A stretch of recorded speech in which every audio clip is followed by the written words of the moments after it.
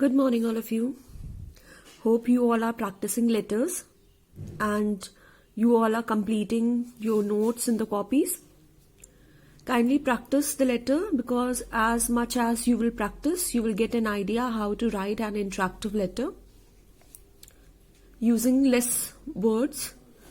So today's topic is letter of credit. As you know that here credit refers to the trade credit. यहाँ credit क्या refer कर रहा है? Trade credit. Trade credit means the credit which is use to do the business.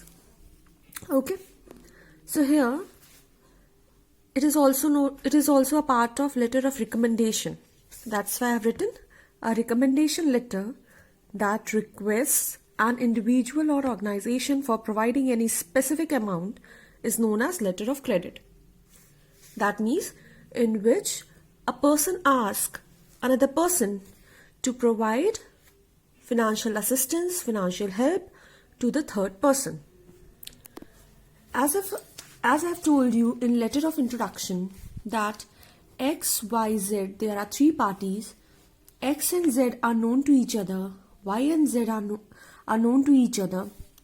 But X and Y are unknown to each other.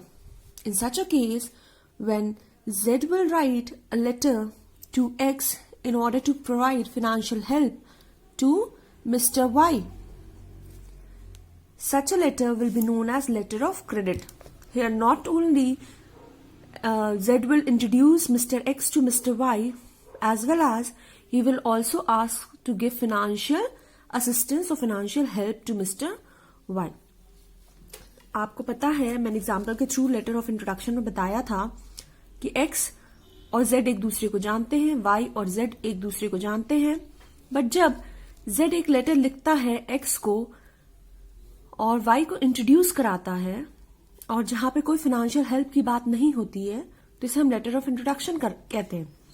लेकिन जब Z X से ये कहता है कि आप मिस्टर Y को स्पेसिफिक अमाउंट, सपोज 50,000 जो है, बहुत जरूरी है कि हम स्पेसिफिक अमाउंट को डिस्कस करें. यहाँ पे इस लेटर में बहुत जरूरी होता है कि स्पेसिफिक अमाउंट, यानी अगर 10,000 की हेल्प देनी है, या 50,000 देना है, 1 लाख देना है, बहुत जरूरी है वो अमाउंट को डिस्कस करे. नहीं तो फिर उसको जो है बाद में पे ऑफ करने में प्रॉब्लम होती है.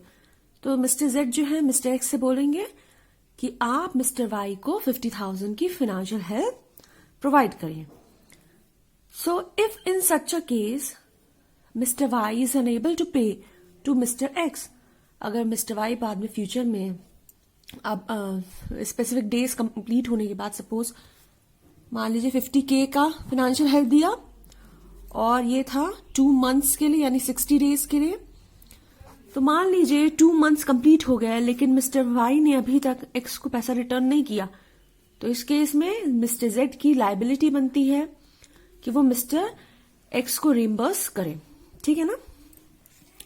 तो यहाँ पे हम जो है ये लेटर्स बेसिकली लिखते क्यों हैं? Such letter is written to favor business facilities and financial assistance to moving business agents. ठीक है? When we will read the first illustration, it will be clear why I am telling you to provide financial facilities or financial assistance to moving business agent. ठीक है? अब ये 2 type के होते हैं. एक है ऑर्डिनरी लेटर ऑफ क्रेडिट, दूसरा है सर्कुलर लेटर ऑफ क्रेडिट. यानी जब हम एक पर्सन से फाइनेंशियल असिस्टेंस प्रोवाइड करने की बात करते हैं तो उसे ऑर्डिनरी लेटर ऑफ क्रेडिट कहते हैं. लेकिन जब एक से ज्यादा लोगों की बात करेंगे तो यानी एक से ज्यादा लोगों को हम लेटर लिखते हैं to provide financial help, to provide credit, तो उसे हम कहते हैं सर्कुलर लेटर ऑफ क्रेडिट. बस इतना सा डिफरेंस है. यहाँ एक लोगों को भेजा जाता है और सर्कुलर में मोर देन 1. ठीक. So what are the points you need to keep in mind? Firstly, receiver name and address. जब भी हम लेटर लिखते हैं तो इनसाइड एड्रेस लिखते हैं, यानी किसको आप लिख रहे हो, जिस पर्सन को, तो receiver's name and address. Then bearer's name and address, यानी ये लेटर ऑफ क्रेडिट लेके कौन जाएगा? मिस्टर वाई जो है वो मिस्टर एक्स के पास लेके जाएंगे. ये बियरर है ना। तो जो है बियरर जो है वो लेके जाएगा इनके पास फाइनेंशियल हेल्प के लिए। तो एक कॉपी जो है लेटर की मिस्टर एक्स को भेजी जाएगी और एक कॉपी वाई को, ठीक है। बियरर अटेस्टेड स्पेसिमेन सिग्नेचर, यानी जो भी लेटर लेके जाएगा तो मैच करना होगा ना। मान लीजिए मिस्टर एक्स के पास मिस्टर वाई पहुंचे कि मुझे मिस्टर जेड ने आपसे फाइनेंशियल हेल्प के लिए भेजा है, तो मिस्टर एक्स को कैसे पता चलेगा कि ये वही मिस्टर वाई है या कोई फेक या फ्रॉड पर्सन है। तो इसलिए सिग्नेचर होना जरूरी होता है लेटर ऑफ क्रेडिट में, ताकि सिग्नेचर को मैच कर सके। Another point is the objective of the letter of credit, यानी लेटर ऑफ क्रेडिट में ऑब्जेक्टिव क्लियरली मेंशन होना चाहिए कि कितने अमाउंट का फाइनेंशियल हेल्प देना है। 10,000, 50,000, 1 लाख, जो भी अमाउंट हो वो क्लियरली मेंशन होना चाहिए, ठीक है। अगर अमाउंट क्लियरली डिस्क्लोज नहीं होगा तो बाद में फिर जो है वो प्रॉब्लम क्रिएट होगी। जो दो ट्रेडर्स थे मिस्टर एक्स और जेड है, उनके भी रिलेशन अफेक्टेड होने लगेगा, ठीक है। Next one is request for, जो हमारा पर्पस है लेटर ऑफ क्रेडिट का वो क्या है, टू प्रोवाइड फाइनेंशियल हेल्प, एक तरह की रिक्वेस्ट करना to provide financial help and therefore respective limit. साथ ही साथ लिमिट भी बता देना कि 10,000 की हेल्प देनी है कि 25 की देनी है, क्योंकि मिस्टर जो जेड है वो उतने अमाउंट की गारंटी ले रहे हैं एक तरीके से ना। Next one is proper documentation of the money receipt. अगर आप मनी प्रोवाइड कर रहे हैं, यानी मिस्टर एक्स ने मनी जो है वो प्रोवाइड किया मिस्टर वाई को, तो इसका जो है रिसीविंग आपको देना पड़ेगा। मिस्टर एक्स ने मनी प्रोवाइड किया मिस्टर वाई को मिस्टर जेड के कहने पे, तो प्रॉपर डॉक्यूमेंटेशन होगा कि हाँ मैंने आपको मनी प्रोवाइड किया है, उसकी रिसीट बनेगी और साथ ही साथ ये रिसीट एज एन एविडेंस इनको भी भेज दी जाएगी। फिर हमें लेटर ऑफ क्रेडिट में दूसरी बात जो जानना जरूरी है वो ये है कि रिइंबर्समेंट का प्रोसीजर क्या होगा, यानी रिपेमेंट कितने दिनों बाद मिस्टर वाई मिस्टर एक्स को पे करेंगे, ये भी लेटर ऑफ क्रेडिट में मेंशन करना जरूरी होता है। और वो मोड क्या होगा, मेथड क्या होगा, ठीक है। अब अगर हम बात करें लेटर ऑफ क्रेडिट, ये तो था दो ट्रेडर्स के बीच में, सिर्फ हम ट्रेडर्स को ही लेटर ऑफ क्रेडिट नहीं लिखते हैं, बल्कि बैंक भी जो है लेटर ऑफ क्रेडिट इश्यू करता है ट्रेडर्स को। आपको याद होगा हम लोगों ने जब फॉरेन ट्रेड जब हम पढ़ रहे थे तो फॉरेन ट्रेड वाले चैप्टर में मैंने आपको बताया था लेटर ऑफ क्रेडिट। जब एक बिजनेसमैन इंटरनेशनल ट्रेड करता है या मान लीजिए अगर होम ट्रेड भी है, तो भी जब दूसरे ट्रेडर जो है वो एडवांस पेमेंट की बात करते हैं, तो इस केस में हम बैंक से क्या करते हैं, एक लेटर ऑफ क्रेडिट प्रिपेयर करते हैं एंड उसको जो ट्रेडर है जिससे हम गुड्स को इंपोर्ट कर रहे थे उनके फेवर में इसको इश्यू करवाते हैं। आपको याद होगा मैंने फॉरेन ट्रेड में आपको लेटर ऑफ क्रेडिट पढ़ाया था, राइट। अब आपकी बुक से अगर हम देखें तो मीनिंग में यही बात कही गई है, in the present context a letter written by one businessman, bank or any other institution to another businessman, bank or institution for providing financial assistance or any help to a party not known to them। तो मैंने आपको बताया कि यहाँ पे देखिए x और Y एक दूसरे को नहीं जानते थे, अननोन थे, लेकिन जेड ने एक्स को लेटर लिखा कि आप वाई से फाइनेंशियल हेल्प, वाई को फाइनेंशियल हेल्प प्रोवाइड करिए। तो यही बात यहाँ पे लिखी है, जब एक बिजनेसमैन दूसरे बिजनेसमैन को या बैंक जो है दूसरे बिजनेसमैन को, जो हमने फॉरेन ट्रेड में पढ़ा था, ठीक है, फाइनेंशियल हेल्प प्रोवाइड करते हैं तो उसे हम कहते हैं letter of credit. Understood.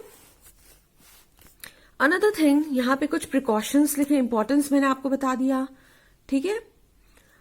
And one more thing कि जब भी हम ये लेटर ऑफ क्रेडिट लिखते हैं तो हमें ध्यान देना होता है कि the person who is writing, who is asking, जैसे मिस्टर जेड जो है वो एक्स से बोल रहे हैं कि आप वाई को फाइनेंशियल हेल्प प्रोवाइड करिए, तो ऐसे केस में मिस्टर जेड को जो है वो पूरा वाई के बारे में कंप्लीट इन्फॉर्मेशन होनी चाहिए और वो उसकी क्रेडिट वर्थिनेस और फाइनेंशियल जो पोजीशन है उससे सेटिस्फाइड होना चाहिए, ताकि कोई भी रिस्क फैक्टर इन्वॉल्व ना हो। ठीक है, आप इसको पढ़िएगा, ये बहुत सिंपल सी बात, वही चीज लिखी है जो मैंने आपको एक्सप्लेन किया है। और प्रिकॉशंस, अब प्रिकॉशंस की बात करें तो हमने अभी डिस्कस जस्ट किया था लाइन, ये सारे प्रिकॉशंस ही हैं एक तरीके से। आपकी बुक के पॉइंट्स भी देख लेते हैं। Full name and address of the person in whose favour the letter of credit is issued should be clearly given, यानी जिस पर्सन को फाइनेंशियल हेल्प चाहिए उनका नाम, पता यानी नेम, एड्रेस पूरा क्लियरली मेंशन होना होगा। जैसे एग्जांपल में मिस्टर वाई का name, address. The object should be clearly stated, कितने अमाउंट की फाइनेंशियल हेल्प देनी है ये भी क्लियरली मेंशन होना चाहिए, ऑब्जेक्टिव। साथ ही साथ वाई को क्यों फाइनेंशियल हेल्प चाहिए, वाई क्या करने जा रहे हैं उस प्लेस पे, क्यों चाहिए फाइनेंशियल हेल्प, ये भी मेंशन होना है। The fact stated should be clear and correct, जो भी बातें हम मिस्टर वाई के बारे में मिस्टर एक्स को बताएंगे वो सही होनी चाहिए। ठीक है, साथ ही साथ the facilities required to be given to the holder of the letter, the extent to which financial assistance may be provided on the basis of a letter of credit to him should be clearly stated. यानी आप जो letter लेके जाएगा, letter of credit लेके जाएगा, यानी Y जो है एक्स के पास फाइनेंशियल हेल्प लेने जाएंगे लेटर ऑफ क्रेडिट लेके, तो कितने तक की हेल्प देनी है ये भी आपको मेंशन करना है। ठीक, अच्छा हम लोग पहले एक इलस्ट्रेशन देख लेते हैं तो आपको सारे पॉइंट्स फिर क्लियर होने लगेंगे। देखिए यहाँ पे लेटर ऑफ क्रेडिट में फर्स्ट इलस्ट्रेशन ही है आपका। सो रमेश बुक डिपोट, इन्होंने लेटर लिखा है मिसेस कमल बुक डिपोट को। ठीक, लिखे हैं we feel great pleasure in informing you that Shri Ramashankar Agarwal, a leading businessman of Dehradun and a partner in the firm Mrs. Om Book Depot, would be visiting Delhi towards this weekend for making certain purchase. तो यहाँ पे बताया जा रहा है Ramesh book depot जो है कमल book depot को बता रहे हैं कि जो रमाशंकर अग्रवाल हैं, जो कि बहुत ही एक फेमस और लीडिंग बिजनेसमैन, सक्सेसफुल बिजनेसमैन हैं, और वो पार्टनर हैं मिसेस ओम बुक डिपोट में, वो दिल्ली आ रहे हैं इस वीकेंड यानी सैटरडे, ठीक, कुछ परचेजिंग करने के लिए। ठीक है ना, this will be Shri Ramashankar Agarwal first visit to Delhi, first time वो दिल्ली आ रहे हैं, तो इसलिए जो है रमेश बुक डिपोट जो है वो रिक्वेस्ट करते हैं कि आप उन्हें असिस्टेंस प्रोवाइड करिए, जितना भी आप उन्हें हेल्प प्रोवाइड कर सकते हैं उतना आप हेल्प प्रोवाइड करिए। We therefore request you to kindly assist to the extent possible Shri Agrawal in the purchase of the goods required by him. यानी उन्हें गुड्स की परचेजिंग करने में आप जो भी असिस्टेंस प्रोवाइड कर सकते हैं आप वो असिस्टेंस हेल्प प्रोवाइड कर दीजिए। ठीक है, साथ ही साथ ये जो लाइन है बहुत इंपॉर्टेंट है, आपको ये मेंशन करना वो लेटर ऑफ क्रेडिट में बहुत जरूरी है। जब भी आप एक ट्रेडर को दूसरे ट्रेडर से इंट्रोड्यूस करते हैं और उसे क्रेडिट प्रोवाइड करने की बात करते हैं, although Shri Agrawal is carrying adequate amount of money, it is just possible that while finalizing the deal he may stand in need of some money. ठीक है, हो सकता है कि देखिए इस लेटर में बताया जा रहा है कि जो मिस्टर अग्रवाल हैं, श्री रमाशंकर अग्रवाल, उनके पास इनफ कैश है।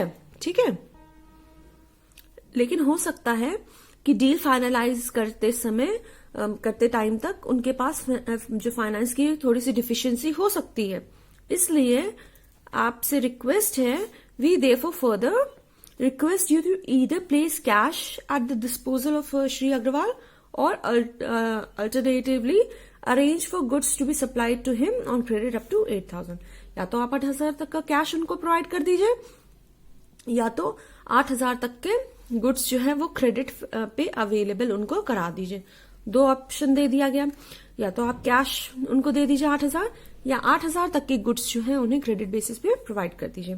ठीक है, और साथ ही साथ जो है Ramesh book depot, the person who is writing the letter to Kamal book depot, वो बोल रहे हैं कि हम 8,000 तक की वैल्यू के लिए रिस्पॉन्सिबल होंगे, और अगर आप इससे ज्यादा मिस्टर अग्रवाल जो है, श्री रमाशंकर अग्रवाल, इससे ज्यादा अगर उनका फाइनेंशियल असिस्टेंस देंगे तो हम इसके लिए रिस्पॉन्सिबल नहीं होंगे। Our responsibility we may add will be limited to this transaction only. यानी सिर्फ इस बार तक के लिए.